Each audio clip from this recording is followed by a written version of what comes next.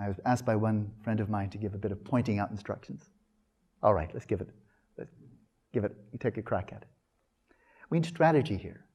It's all very well to speak profound words and be citing great masters and so forth, but when we return home, if we're inspired by this path of the great perfection, how can we get up on our wobbly little legs and start walking on the path? I'll make a suggestion, okay? What I would suggest for those of us living in cities like Boston, I live in the outskirts of Los Angeles, I visit cities all over the world, we all know it. In this modern era, with this way of life, with this amount of information, this amount of stimulation we have, the amount of workload we have, the demands on our attention that we have, we are running an experiment on ourselves, which I think is quite a cruel experiment, to see how far we can be pushed without all of us going insane.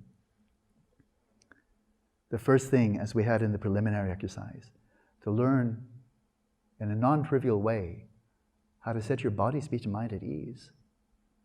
No wonder MBSR, mindfulness-based stress reduction, is so popular and so helpful, because people are desperate to get some relief from strain and stress that's just wearing them out and sapping all the joy from their lives. So to learn through discipline how to set the body and mind at ease. Mindfulness breathing is marvelous for this. Settle body, speech, and mind at ease, and then mindfulness breathing. Full body awareness. Let your awareness permeate the whole field of the body. But in the midst of that, let's already take a little step towards Dzogchen, the great perfection. And that is while attending to the sensations corresponding to or correlated with the respiration throughout the entire body, kind of the flow of energy through the body corresponding to or related to the respiration, while attending to the movements within the body corresponding to the respiration. Attend to this from a place of stillness. Your awareness, your mental awareness, resting in stillness, while simultaneously attending to the flux, the ebb and flow of the sensations of the breath throughout the body. Stillness and movement simultaneously. As you calm, as the mind stabilizes, as the clarity of the mind, like the sun rising over the horizon, the clarity of the mind becomes clearer and clearer, then make a segue into a practice that's called by various names. One is simply observing the mind. Again, from a vantage point of stillness.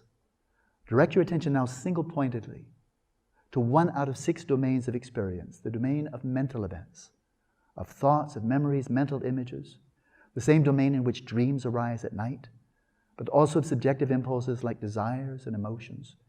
And from the vantage of stillness, of clarity of stillness, awareness that is at ease, still, and clear, observe the theater of the mind, the comings and goings of thoughts, emotions, memories, fantasies, and so forth, coming and going, arising in the space of the mind, dissolving back into that space. And observe it in an ongoing way from that vantage point of stillness, without what psychologists call cognitive fusion, without getting caught up and carried away by the memories, the desires, the emotions, and so on. And then as you go deeper, look to the intervals between thoughts, attend to the very space of the mind itself, and attend clearly, discerningly. Observe what is the nature of this space. Is it physical space? This is the space of the mind. Does it have color? Does it have shape? Does it have a center or periphery?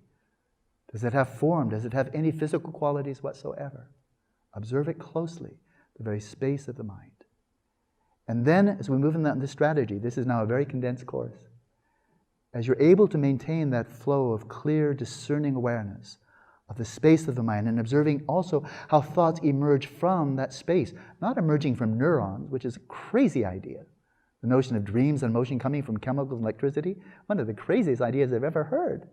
But it's groupthink. One person says it, a bunch of people say it. Okay, dispense with that nonsense. You can see thoughts arising from the space of the mind and dissolving back into the space of the mind. And the thoughts are non-physical and the space of the mind is non-physical. Get over it, And let this be incorporated into the scientific study of the mind. We've been ignoring first-person perspective for 150 years. It's time to stop. As they say in Italy, basta. Enough already. Let's be scientific in the study of the mind by observing it carefully, like all other branches of science observe carefully the phenomena they're trying to seek to understand.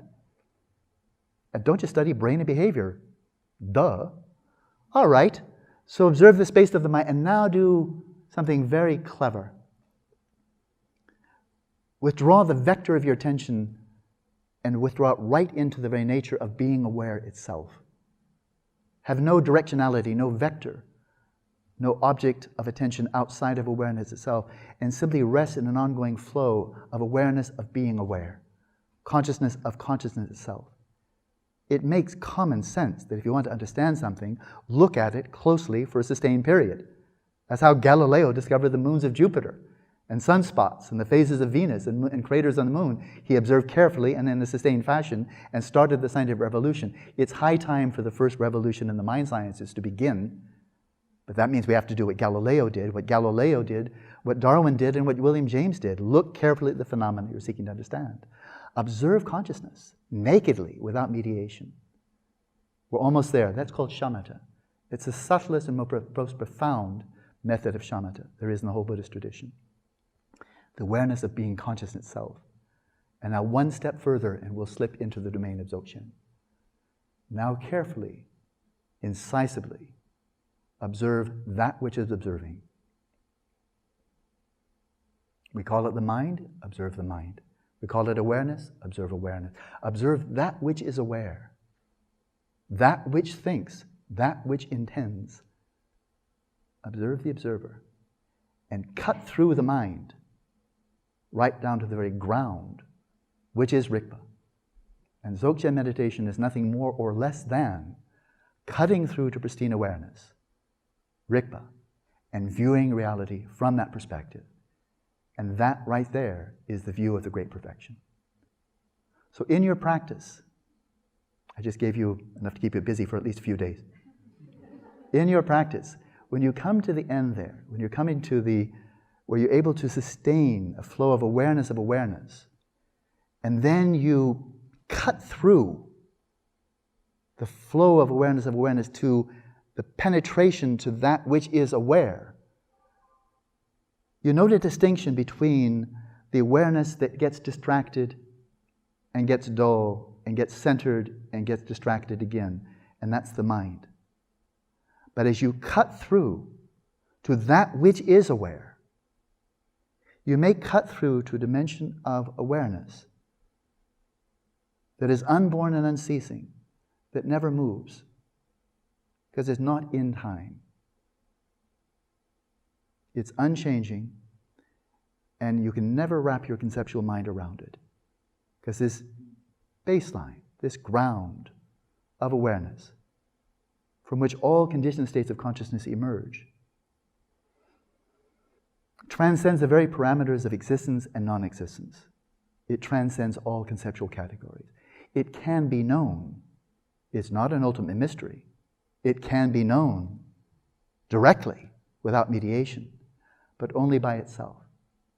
It can know itself, but your conceptual mind cannot grasp it. It's beyond its pay grade. It's beyond its scope. So this Rigpa, this pristine awareness, it is present right now. It is where your awareness is. It is where your thoughts are. It is not something separate. It's not somebody else's. It's not God's or Buddha's or some other person's. It's the ground state of your own awareness. And then this note, hidden in plain sight. So, try that. See what happens. Thank you so much.